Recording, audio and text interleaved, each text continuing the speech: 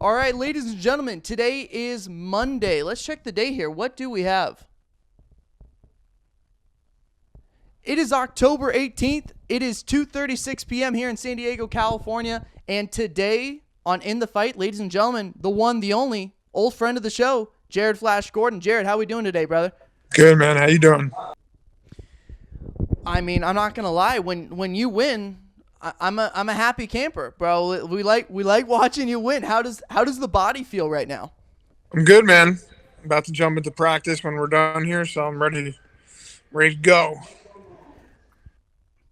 The last week, little vacation, a little bit of eating. How quickly does that turnaround happen for you? Like between like, yo, let's celebrate a little bit to like, yo, let's dial it back in and get back into the rhythm and routine of our daily grind. The day after the fight in Vegas, I was running around the hotel with my coach, so I felt good though. I didn't get injured or anything, so I was ready to go. The win over Joe Solecki. I'm not gonna lie, you had me a little nervous. Okay, you had me a little nervous there to start that thing off, and I'm watching my pops is also a fight fan, and I go like, yo, I've had this guy on my show before, and then my dad immediately just gets invested and is super pumped up about it.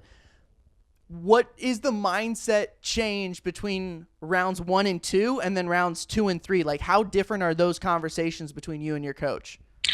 So I mean, I knew obviously I lost the first round.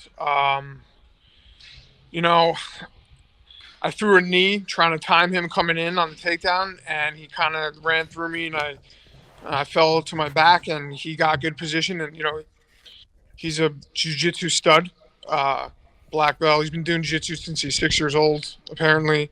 He just beat Jim Miller in the fight before that, so he had a lot of momentum going into the fight, and I'm sure he was determined and motivated and confident.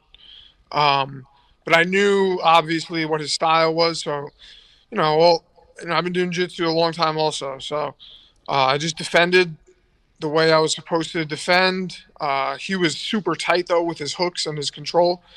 Usually I'm able to escape back control quicker than that, but he did a really good job. But when I got on top at the end of the first, I could kind of feel him deflate a little bit.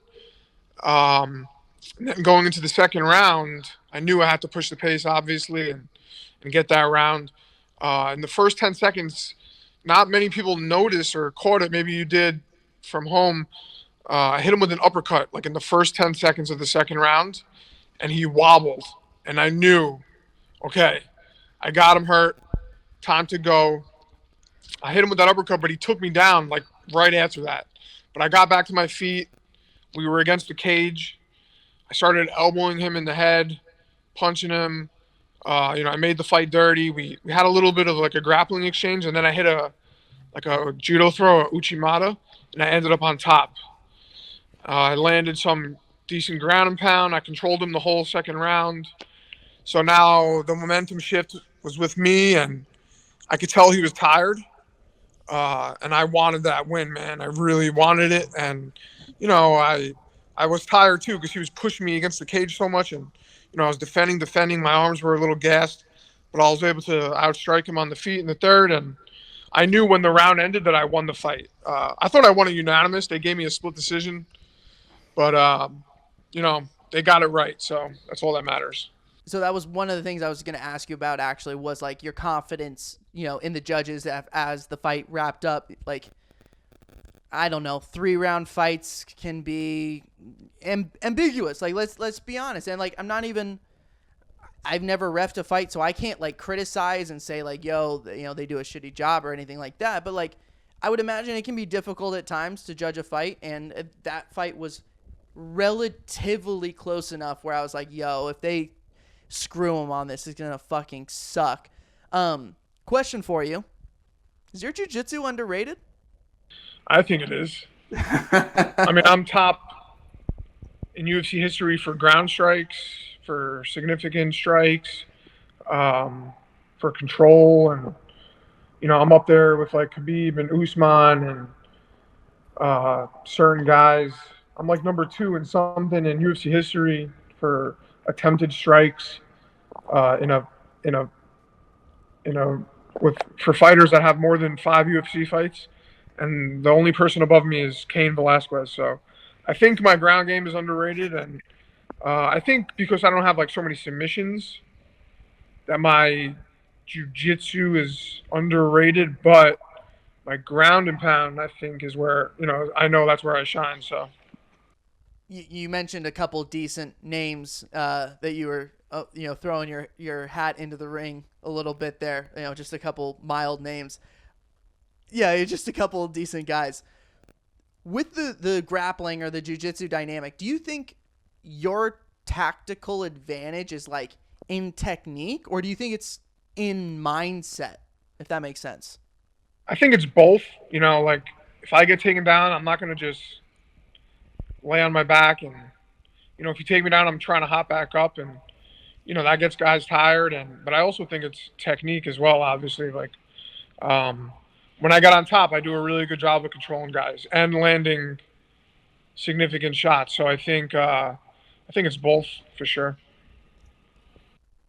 And now, like, I don't want to be the fucking MMA journalist guy that asks like the bullshit headline grabbing question, but let's be honest, like the fucking dope part about all this was the call out of Paddy Pimblett following the fight. And I know you're gonna get asked about this a million fucking times, so I don't want to like ask you something super super generic about it, but like, when did you kind of have this idea that like, yo, I might fucking call him out after this thing?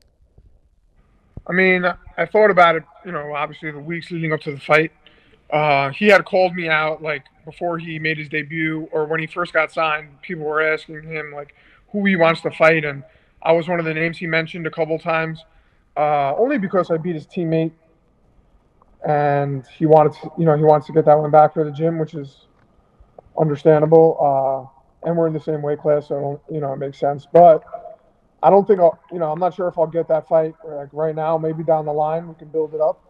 Um, you know, my next fight will be my 10th UFC fight, and he's going on his second. So, I think the UFC will try to build him a little bit more. Maybe I'm wrong. I don't know. But, he's saying to people that he'll finish me in the first round. And, he's trying to keep that persona of, kind of like McGregor or, like, oh, I'm going to finish. But, he wasn't malicious or he wasn't like being like crazy about it. So, he's just got to do what he's got to say what he's got to say. So, but I think down the line, if it doesn't happen sooner, that it will be a great fight, and you know, it grabs me headlines, and I got a lot of attention because of it. ESPN reposted it. All these people reposted it. So, it's only good for me, and that's what you got to do in this. It's not just obviously winning is the number one thing, but making some noise is a huge part of it also. How'd it feel being at 55? Like, I know you got that question like a lot or whatever during fight week, I'm sure, but like the week after, do you think your body's recovered better? Yeah, I mean, the weight cut was a breeze. Yeah. Um, Yeah. and I mean, like 15 of my pro fights or maybe more, like 16 or 17 are at 55. So it's not like I never fought at this weight class before.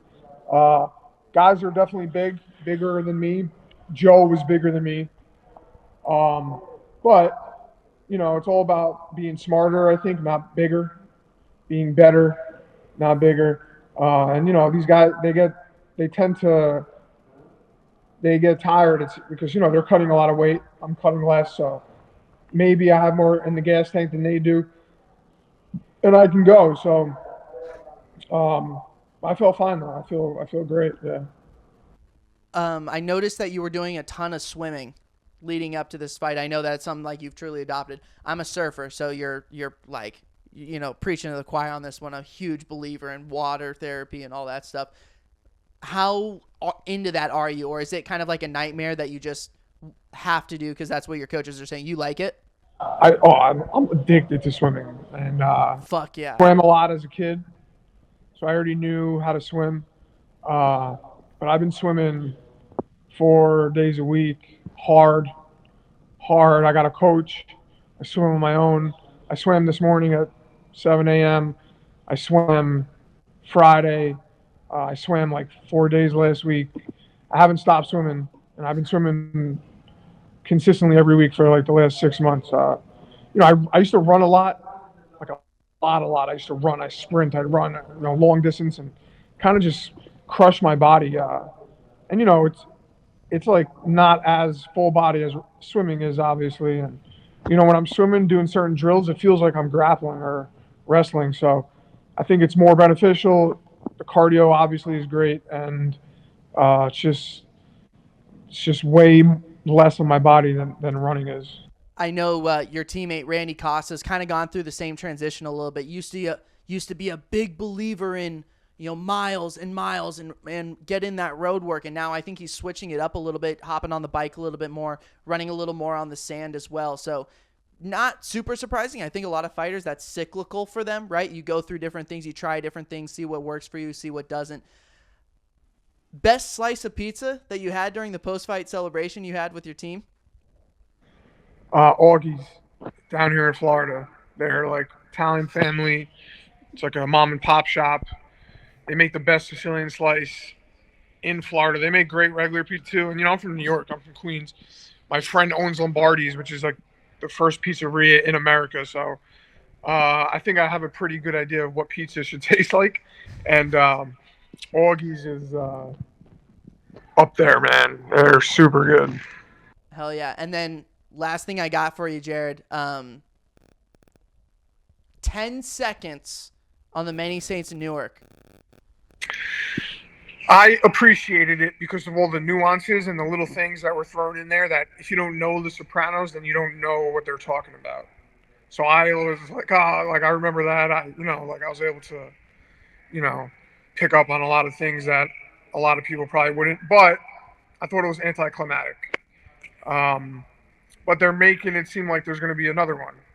So I'm hoping, because at the end there, when he's at Dickie's coffin, Tony realizes his role in the family. And they make it seem like something huge is going to happen, another movie. So that's what I'm hoping on. I appreciated it. I liked it. But I give it 5 stars. I don't know. You got to be a Sopranos fan to have liked it. If you don't know The Sopranos, then you're like, what the hell is this? So, Jerald, I don't want to take up any more of your time. It's 13 minutes, brother. I appreciate the hell out of you. I want to let you know, though, I have become homies with Nick, and I think it's Days. Yeah, that's my buddy, yeah. We've kind of become homies. Yeah, we've become homies a little bit over the last few weeks. We were on a podcast together, and he said he knew you pretty well. I was like, oh, I've had him on the show, so we connected on that a little bit. How's his jiu-jitsu game? He's getting there. I mean, he's training, but he has a basic idea of what he's got to do, Oh, he's going to love that clip, by the way. He's going to love that clip. Jerald, dude, thank you for the time, brother. We will talk again soon. Best of luck. Rest up and keep crushing training, man. All right, ladies and gentlemen, today is Monday, October 18th. It is 1:22 p.m. here in San Diego, California. And joining us today on In the Fight to preview the fights coming up this weekend, the one, the only, Jerald Spohn, my man. How we doing? I am great, my man. Back and ready to go. Ready to talk about Vettori Costa.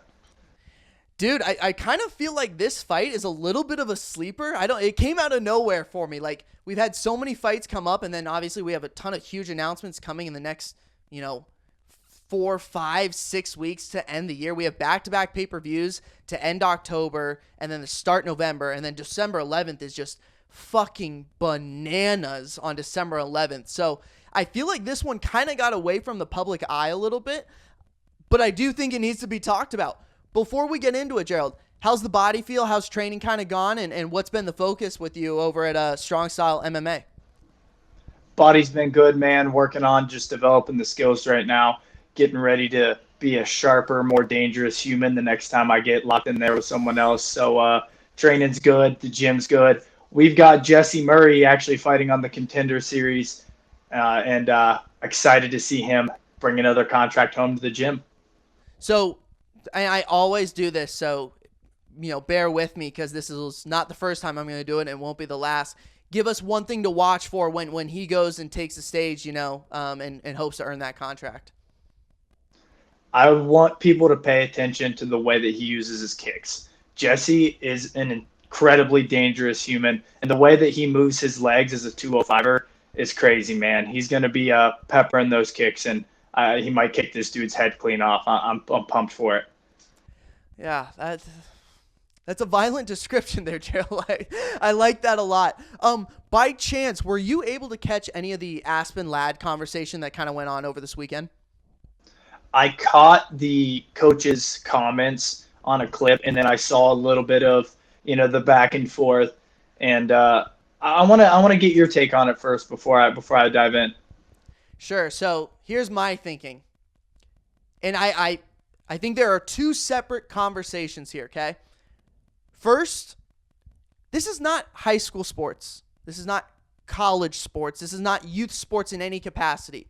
I am willing to have the coaches being too harsh conversation when it comes to people in the NCAA who are not getting paid, when it comes to high school athletes who are students primarily first, right? This is not that level though. And the conversation that we're having is about professional fucking fighters. That blows my, so we're going to allow in MMA, we're going to allow kicking, we're going to allow breaking bones, we're going to allow punching to the face, we're going to allow body slamming and choking. But yeah, let's draw the line at harsh coaching after 3 rounds of mild coaching not working. I'm not to go on a little rant there, but that's kind of my stance on the whole thing. Bo, you can kick my ass, but you better not say anything mildly aggressive to me, okay? So I mean, I'm right there with you, man. It's crazy because you also got to think different people get motivated in different ways. I'm the type of guy that if you talk to me in that way, I might not actually respond very well. But my coaches know that, so they talk to me at a more analytical, this is what you need to do type of way because that's what I need. But I have plenty of teammates that sometimes you need to smack them and tell them to, wake the fuck up, and that's how you're going to get them to respond. And that relationship is what makes your decision in who you want as your coach, right? If Aspen Lad did not want that from her coaches, the coaches wouldn't have been in the corner in the first place, right? This would have ended a long time ago. This is not the first time the coach has gotten into her, and I think there's actually a pretty infamous moment where the coaches have gotten into her before, and the next round she comes out and lands a huge knockdown 10 seconds later after this huge barrage of words onto Aspen Lad. So I'm willing to have this conversation, though, about high school athletes. I'm willing to have this conversation about college athletes. I'm willing to have this conversation especially in the youth sports conversation, below the high school level, because I think youth sports is about instilling confidence, right? Learning the game, growing the game, why you play the game. Those are the fundamentals that you're trying to build in a youth athlete. This is not that conversation though. You're talking about fist fucking fighting. Why are we drawing the line at, kicking, punching, choking, and slamming, and yet, a little bit of harsh coaching isn't gonna, be allowed amongst MMA Twitter? Hey, I'm not really ever gonna understand the the whole triggered by words type of thing, but I'm also a guy that is more worried about fists and knees flying at my face. So it's one of those things where, part of the MMA community that's deep and understands, the fighter, how fighters are, the relationships between coaches probably aren't going to be so triggered by it. But, there's always the, more casual fan base as well that just might not be educated enough. And, maybe this is an interview like this is an opportunity for them to see that it's something that's okay. There is something to be said here. And not to go completely off the rails. This is the last thing we'll touch on. We'll get into the pre-fight analysis, but are we having this conversation if Aspen Lad is a male? Seriously, are we having this conversation? Have we ever talked about coaches being too harsh ever with a male fighter? And yet, we have this female fighter in a corner and she's getting barked at by her coaches. Yeah, now we want to have the conversation about coaching being too harsh. I don't know. I think it's worth mentioning in this conversation. I don't know if you agree.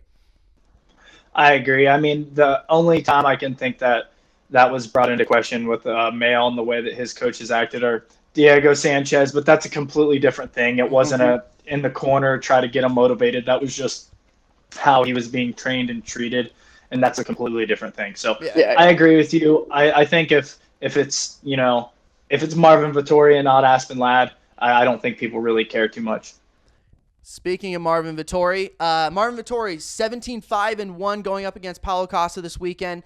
And again, kind of a sneaker little fight that flew under the radar for a little bit. But when you look at this 185 division, it's a pinch messy. Like, to be honest, it's a pinch messy. Obviously, you have the long-standing champ Adesanya just in complete control. You would assume him and Bobby Knuckles run it back, and it's going to be a fucking amazing fight when they do. City Kickboxing has to figure out their gym situation, right? Because they're dealing with way too many complexities right now to get into a full rhythm in terms of fight scheduling and stuff like that. Jerald, I want one thing to look for, right? If we didn't see a judge's scorecard, if I didn't see a referee, if I didn't read MMA Twitter, what is one thing I could look for in this fight that could tell me how the fight is going? I'm going to say that it's Vettori's pressure. If Vettori doesn't put on the pressure, I'm not sure that Paulo does either. And I think it may be one of the snooze fests that we've come to, to loathe out of the past few fights here with Paulo Costa. But what I'm hoping for is Marvin puts some pressure on Paulo and he's not intimidated by his striking ability and goes out there like the Paulo Costa of old that, was knocking everyone out left and right, and that looked like the man that you didn't want to be standing in front of. So I wanted to ask you this about Paulo Costa, because I do think a fighter changes a little bit after that loss, right? When that O goes away on your record, things are different, right? Maybe it's an improvement. Maybe there's less pressure to be perfect. Maybe now he's less scared about, I don't want to get knocked out. I don't want to have my first loss. I do think that does happen sometimes with fighters. One thing I've always found interesting with Paulo Costa, he's so powerful. He's got dynamite in his body, right?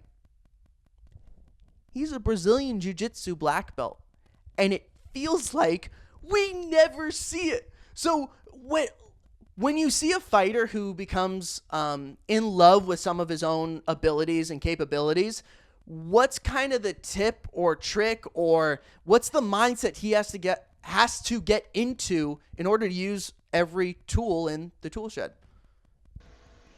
I think we're going to see this, and I think it's going to be him returning to what got him where he's at. If it ain't broke, don't fix it. What he was doing before was working, and I do think there's a big thing psychologically with an athlete that's been undefeated for a long time and not wanting to see that O go, because I'm an athlete that's experienced that myself, and there's something that happens when you lose to where you just don't care quite as much, because that all that worry and all that anxiety that you carried about keeping that O is gone. And sometimes that's the most freeing thing that can happen, and it just helps you actually hit the next level once you do take an L. For Marvin Vettori, he's coming off of the loss against Israel Adesanya, and he's kind of been a little vocal about, Adesanya's got me twice, but they certainly weren't blowouts by any means. I do think in the last fight it was probably a little more decisive than he's giving it credit. What do you think of the mindset of a fighter who's still not hanging on to a previous fight or a previous opportunity? But if you're Marvin Vettori, or if you're in Marvin Vettori's camp, how do you kind of get rid of that last fight and put it behind you? I think he really just needs to focus on himself, his performance, and what he needs to capitalize on to be better moving forward. It sounds to me like he might be a little too worried about how people view it and how close it may have been, and maybe caught up in the headlines a little bit. If he just strictly focuses on himself, his performance getting better, and being a better fighter, I think a lot of his woes go away. He's awkward, man. I know that's not a tangible X's and O's explanation of combat sports or anything. But when you watch Marvin Vettori, he's really awkward. And if a guy like Israel Adesanya can't figure him out and put him away, I have a hard time believing that a lot of other guys are going to be able to do it. I don't know. I do think there's something to be said about the awkwardness of Marvin Vettori. I think that's something that could carry him a long way if he just learns how to capitalize on his strengths. It's hard to fight a guy that's awkward because punches come from weird angles, awkward angles. They don't move how you expect them to move. So I think that's something he could get more out of, and I guess we'll see if he does. Do you know what the betting line is? I don't. Do you have it pulled up? I do. But I was curious. Who do you think's the favorite? Costa. Yeah, I got Marvin Vettori's a minus 150 favorite. Costa comes in as the underdog at plus 120. Huh? That might be. Is this turning into a sports betting show, Bo? Listen. I've become very good friends with the people over at DraftKings, right? I'm not telling you what to do with your money. I just like using the gambling lines a little bit as like a narrative holder, right? It tells us at least what Vegas is thinking. I think that's interesting alone. It is, and it's something worth noting because Vegas is right a lot. But one thing that's hard to hard to predict is the outcome of a fight. You've seen them be wrong on many occasions just because the better guy could lose. It happens in other sports too, but fighting's much more volatile. Here's the deal: if we knew who would win, why the fuck would we watch? Right? Exactly, 100%. Like literally, what makes this shit so fun is that we have no idea, and MMA more than any other sport ever is as unpredictable as anything. So that's what makes this shit fun, man, is that it's unpredictable and volatile, as you said. Jerald, thank you for the time, brother. Probably we'll see you next week. I think you got some stuff cooking up. What are you working on for the 1:37 p.m. website?